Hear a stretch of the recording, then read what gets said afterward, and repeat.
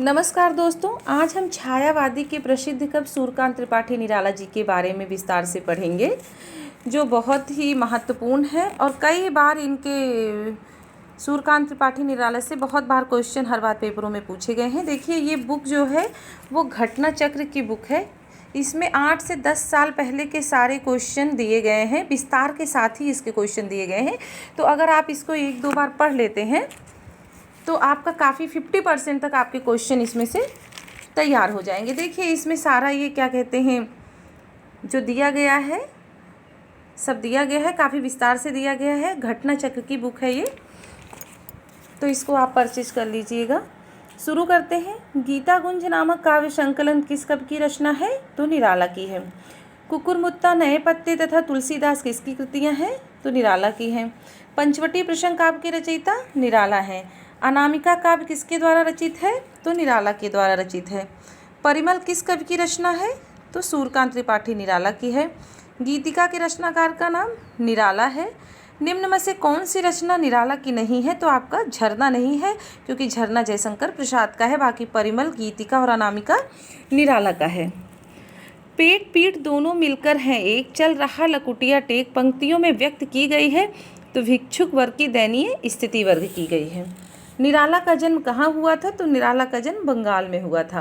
अब ज़्यादा निराला जी के बारे में देखते हैं कि उनका जन्म स्थान, समय, पत्नी, माता का नाम क्या था। देखिए, निराला जी स्वच्छंदवादी विचारधारा के कवि निराला जी का जन्म 21 फरवरी 1896 को महिसादल, मेदिनीपुर, बंगाल नामक ग्राम में हुआ था।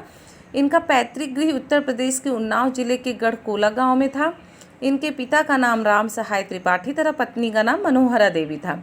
15 अक्टूबर 1961 को इलाहाबाद, जो अब प्रयागराज के नाम से जाना जाता है, वहाँ इनका निधन हुआ था।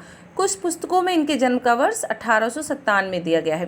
तो इससे आपके देखिए कितने क्वेश्चन पूछ लिए। एक तो हो गया निराला का जन्म कहाँ हुआ था, निराला का जन्म किस सन में हुआ था, उनकी पत्नी का क्या नाम था, उनके पिता का क्या नाम था, मृत्यु कब हुई थी।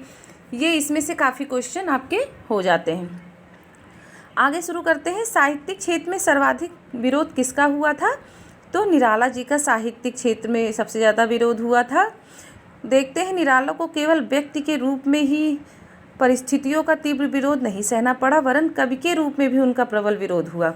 इसका प्रधान कारण तो उनकी मौलिकता है, जो कवि के दीप्त अहंकार की साहित्यिक अभिव्यक्ति है। सन 1916 में, देखिए बहुत इम्पोर्टेंट है ये टॉपिक, 1916 में जूही की कली का प्रकाशन।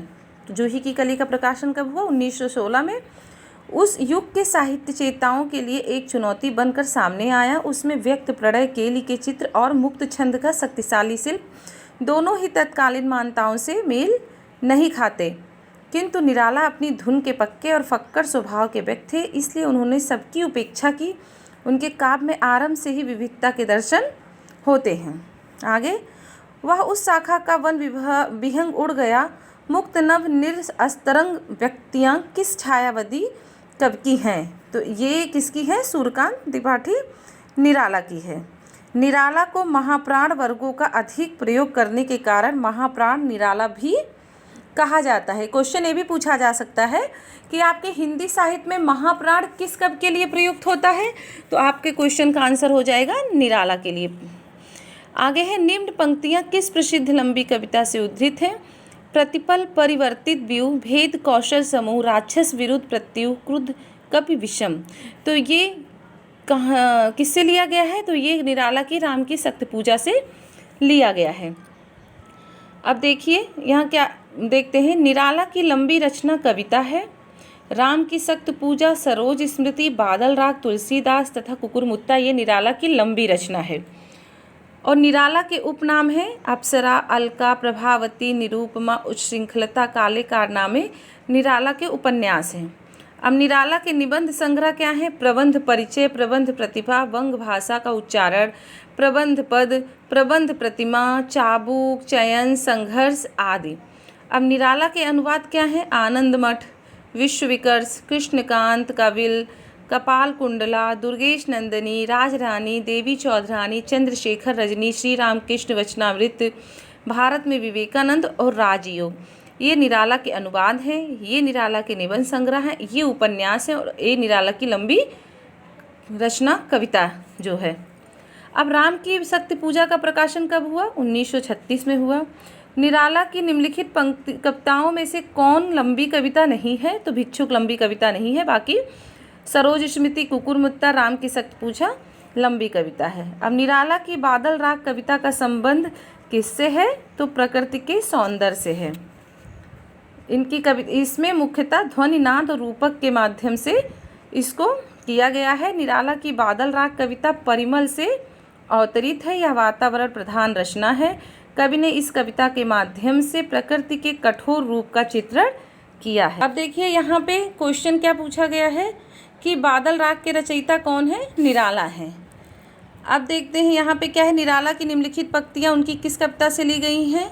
यह है उपाय कह उठे राम ज्यों मंद्रित घन, कहती थी माता मुझको सदा राजीव नयन। तो राम की शक्ति पूजा से है, जो एक लंबी कविता है। राम की शक्ति पूजा क्या है? प्रधानात्मक शैली में रचित लंबी कविता है। इस कृति पर बंगला कवि कृतवास रामायण का भी प्रभाव है। अब ये देखते हैं, धिक जीवन जो पाता ही आया है, बहुत ही इम्पॉर्टेंट है, कई बार ये क्वेश्चन पूछा गया है पेपरों में। धिक जीवन जो पाता ही आया है विरोध पंक्ति में किसके जीवन सत्य की अभिव्यक्ति मिलती है? तो सूर्यकांत त्रिपाठी निराला की मिलती है। देखते हैं, धिक जीवन जो पाता ही आया है विरोध, धिक साधन जिसके लिए सदा ही किया शोध। उपयुक्त पंक्तियाँ सूर्यकांत त्रिपाठी निराला की कृति राम की शक्ति पूजा से ली गई है। इसमें मौजूद हताशा की, पराजय की, अकेले रह जाने की पीड़ा तथा निराशा का गहरा बोध है। यहाँ निराला ने राम के ही नहीं बल्कि अपने अभावग्रस्त जीवन की भी गहरी अनगूंज को प्रदर्शित किया है। किसमें? धिक जीवन जो पाता ही आया विरोध में। मुक्त छंद के प्रणेता कौन है? तो आपके निराला हैं। हिंदी में मुक्त छंद के प्रवर्तक कवि कौन है? तो निराला हैं। निराला की जूही की कली का उदाहरण क्या है? मुक्त छंद का है। रबड़ छंद या केचुआ छंद किस कवि की कविता